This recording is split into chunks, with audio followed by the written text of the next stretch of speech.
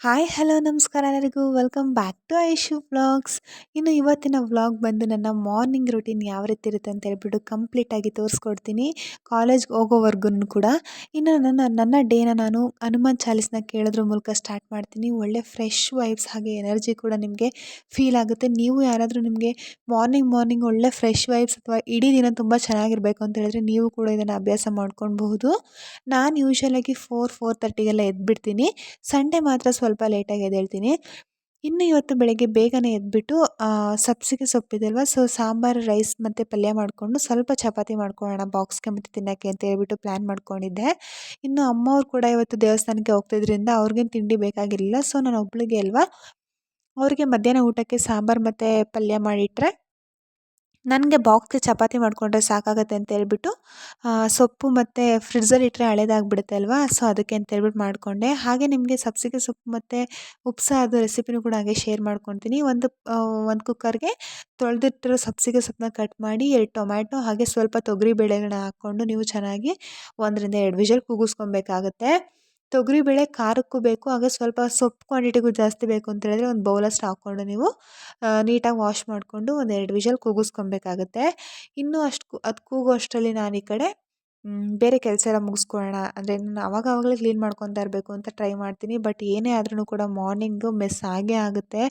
ಅರ್ಜೆಂಟಲ್ಲಿ ಮಾಡ್ತಾ ಇರ್ತೀನಿ ಅಲ್ವಾ, ಸೊ ಅಲ್ಲೊಂದು ಇಲ್ಲೊಂದು ಇಟ್ಬಿಟ್ಟು ಎಲ್ಲ ಕಡೆ ಮೆಸ್ ಆಗಿಬಿಡುತ್ತೆ. ಅದು ಕ್ಲೀನ್ ಮಾಡೋ ಅಷ್ಟರಲ್ಲೇ ಆಗುತ್ತೆ. ಸೊ ಫಸ್ಟ್ ನಾನು ಅದಕ್ಕೆ ಕುಕ್ಕಿಂಗ್ ಕೆಲಸ ಎಲ್ಲ ಫಸ್ಟ್ ಮುಗಿಸ್ಕೊತೀನಿ. ಇನ್ನು ಮಿಕ್ಕಿದ್ದು ಮನೆಯೆಲ್ಲ ಕ್ಲೀನ್ ಮಾಡೋದು ಅಷ್ಟು ಟೈಮ್ ಹಿಡಿಯೋಲ್ಲ ನನಗೆ ಡೈಲಿ ಹೆಂಗೆ ಅಂತಂದರೆ, ನಾನು ಕಾಲೇಜ್ಗೆ ಹೋಗೋಕ್ಕೆ ಮುಂಚೆ ನನಗೆ ಮನೆಯೆಲ್ಲ ಫುಲ್ ಕ್ಲೀನ್ ಮಾಡಿಬಿಟ್ಟು ಹೋದರೆ ಒಂಥರ ಸಮಾಧಾನ ಅಂತ ಹೇಳ್ಬೋದು. ನಾನು ಎಷ್ಟೇ ಟೈಮ್ ಆದರೂ ಕೂಡ ತಿಂಡಿ ಮಿಸ್ ಮಾಡ್ತೀನಿ ಹೊರತು ನಾನು ಮನೆ ಕ್ಲೀನ್ ಮಾಡೋದನ್ನು ಬಿಟ್ಟು ಹೋಗಲ್ಲ. ಇನ್ನು ಇವಾಗ ಕುಕ್ಕರ್ನ ಕೂಡ ಕೂಗಿಟ್ಟು ಈ ಕಡೆ ಈರುಳ್ಳಿ, ಬೆಳ್ಳುಳ್ಳಿ ಏನೇನು ಬೇಕು ಬೇರೆ ಖಾರಕ್ಕೆ ಅಂತೆಲ್ಲ ಕೂಡ ಹಚ್ಚಿ ಇಟ್ಕೊತಾ ಇದ್ದೀನಿ. ಇವಾಗ ಏನು ಬೇಕಂತ ಹೇಳಿದ್ರೆ ಒಂದು ಜಾರ್ಗೆ ಒಂದು 3-4 ಜೀರಿಗೆ, ಮೆಣಸು, 1 ಟೀ ಸ್ಪೂನಷ್ಟು ಜೀರಿಗೆ, 1 ಇಂಚಷ್ಟು ಹುಣಸೆಹಣ್ಣು, ಸ್ವಲ್ಪ ಕೊತ್ತಂಬರಿ ಸೊಪ್ಪು ಸೇರಿಸ್ಕೊತಾ ಇದ್ದೀನಿ. ಇನ್ನು ಒಂದು ಸಾಂಬಾರು ಮಾಡೋ ಪಾತ್ರೆಗೆ ಒಂದು ಮೀಡಿಯಮ್ ಸೈಜ್ ಈರುಳ್ಳಿ, 1-2 ಬೆಳ್ಳುಳ್ಳಿ, ಒಂದು 3-4 ಖಾರ ಮೆಣಸಿನ್ಕಾಯಿ, 1-2 ಬ್ಯಾಡಗೆ ಮೆಣಸಿನ್ಕಾಯಿನ ಎಣ್ಣೆ ಒಳಗಡೆ ಒಂದು 2 ನಿಮಿಷ ಫ್ರೈ ಮಾಡಿಕೊಂಡು ಅದನ್ನು ಕೂಡ ಜಾರ್ಗೆ ನಾನು ಸೇರಿಸ್ಕೊತಾ ಇದ್ದೀನಿ.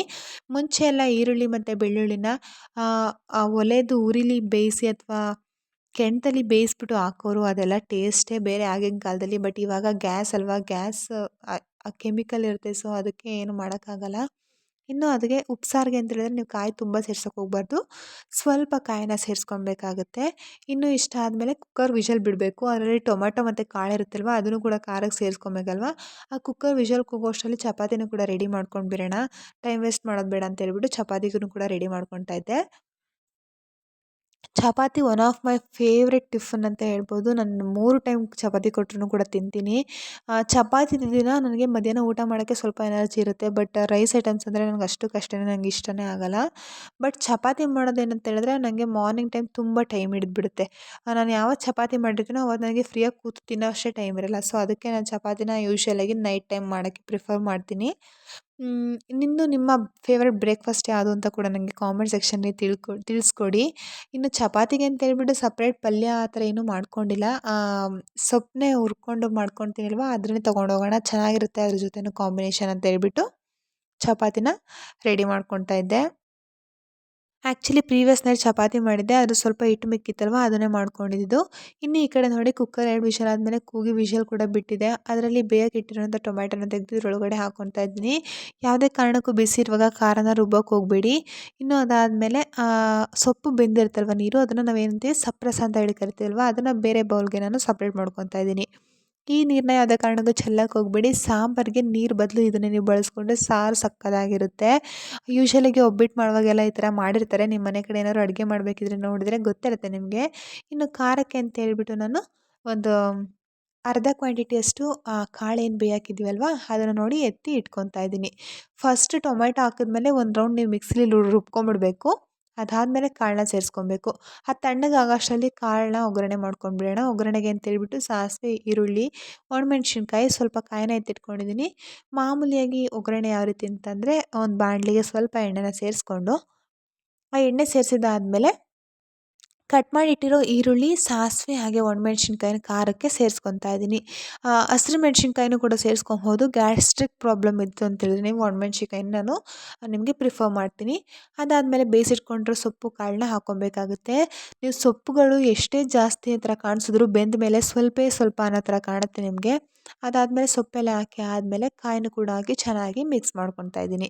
ಈ ಸೊಪ್ಪನ್ನ ನೀವು ಪದೇ ಪದೇ ಅಂದರೆ ಸ್ಪೂನ್ ಹಾಕಿ ತೆಗೆದು ಮಾಡ್ತಾಯಿದ್ರೆ ಅಳಿಸೋಗ್ಬಿಡುತ್ತೆ.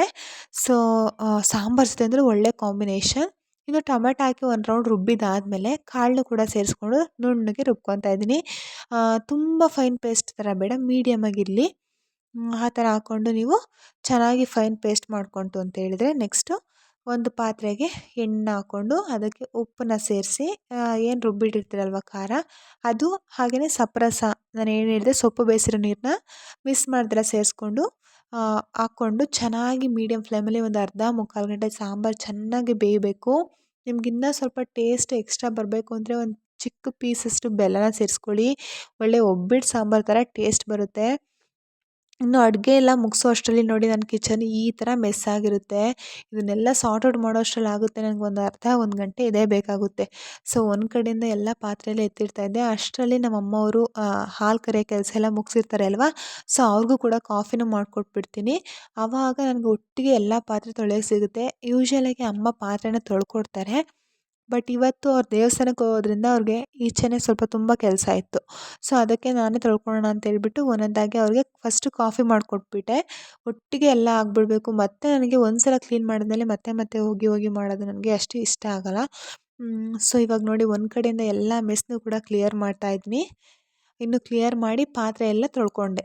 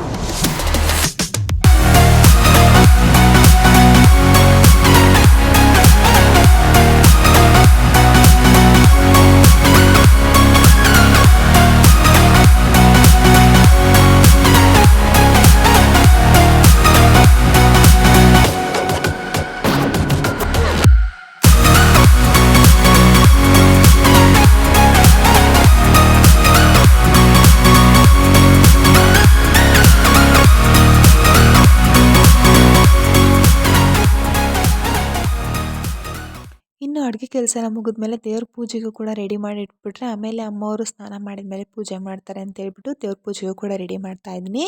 ನಾನು ಇನ್ನೇನು ಸಂಜೆನೇ ಸ್ನಾನ ಮಾಡಿದ್ದೇನೆ. ಮಾರ್ನಿಂಗ್ ಟೈಮ್ ತಲೆಗೆ ಸ್ನಾನ ಮಾಡಲ್ಲ, ತಲೆ ಒಣಗಲ್ಲ ಅಂತ ಹೇಳ್ಬಿಟ್ಟು. ಸೊ ಇನ್ನು ದೇವ್ರ ಮನೆ ಕೂಡ ಫುಲ್ ರೆಡಿ ಮಾಡ್ಕೊಂಡಿದ್ದಾಯಿತು.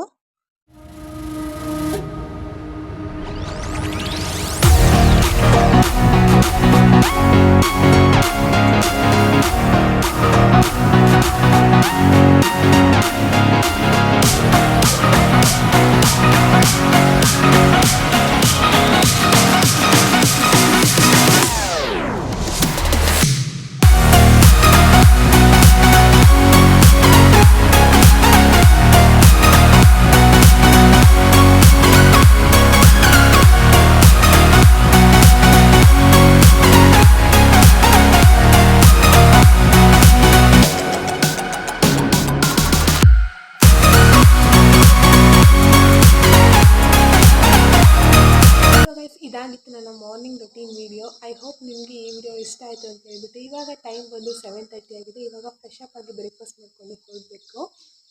ಇದೇ ಥರ ಇನ್ನು ಅಪ್ಕಮಿಂಗ್ ವ್ಲಾಗ್ಸ್ಗೋಸ್ಕರ ನನ್ನ ಚಾನಲ್ನ ಸಬ್ಸ್ಕ್ರೈಬ್ ಮಾಡಿ, ಸಪೋರ್ಟ್ ಮಾಡಿ. Thank you. ಸಿಗುವ ನೆಕ್ಸ್ಟ್ ವಿಡಿಯೋದಲ್ಲಿ. Until then take care, love you all, bye.